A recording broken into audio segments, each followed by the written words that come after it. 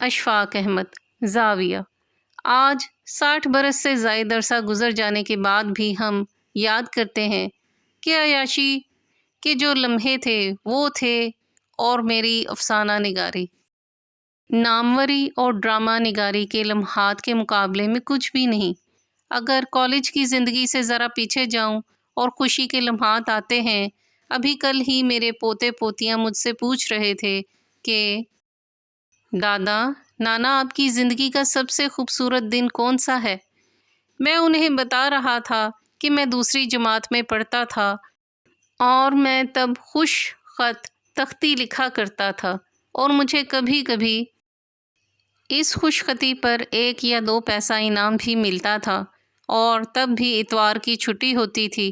ایک دن میری اماں نے مجھے بتایا اور ان کی یہ بات سن کر میری خوشی کی انتہا نہ رہی کہ انہوں نے چتری مرغی کے نیچے انڈے رکھے ہیں اور وہ انہیں سی رہی ہے۔ 21 دن کے بعد ان انڈوں سے چوزے نکلیں گے اور وہ تمہارے کھیلنے کا سامان ہوگا، تم ان چوزوں سے کھیلا کرنا۔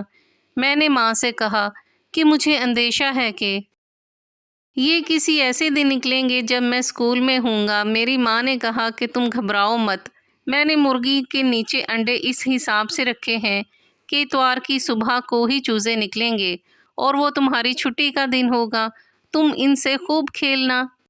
خواتین و حضرات، جب وہ بچے نکلے وہ ہفتے کا دن تھا۔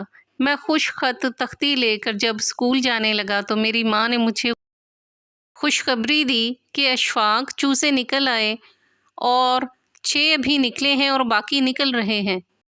پیارے بچوں، آپ اندازہ نہیں لگا سکتے اس وقت میرے دکھ اور میری مایوسی کا، کیونکہ چوزے نکل آئے تھے اور میں اسکول جا رہا تھا اور میں نہ انہیں انڈوں سے نکلتے ہوئے دیکھ سکتا تھا اور نہ ان کے پاس سارا دن بیٹھ سکتا تھا۔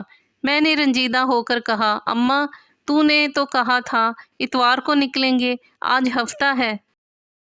میری ماں نے مجھ سے کہا کہ بیٹے جب چوزے نکل آتے ہیں تو ہفتہ بھی اتوار ہو جاتا ہے، تیرے لیے بھی آج اتوار ہی ہے، تختی بستہ رکھ دے، اسکول نہیں جانا۔